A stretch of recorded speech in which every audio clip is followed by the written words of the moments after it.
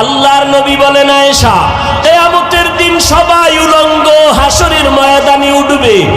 যেই নবীদের কোনো গুনাহ নাই, হাসরের ময়দানটা এমন অবস্থা হবে, সূর্যটা নিচে নেমে আসবে, ওদিক দিয়া জাহান্নামের আওয়াজ, আবার আমার আল্লাহ পাকের কাহারিয়াতের আওয়াজ। আল্লাহ বলবেন, লিমানিল মুলকুল ইয়াউম।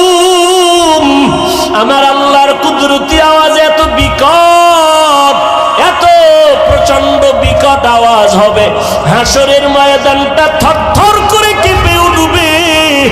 জাহান্নামের আগুনের গরম, ওদিকে সূর্যের গরমে মাথার মগজগুলো ফেটে ফেটে গলিয়া গলিয়া পড়ে যাবে।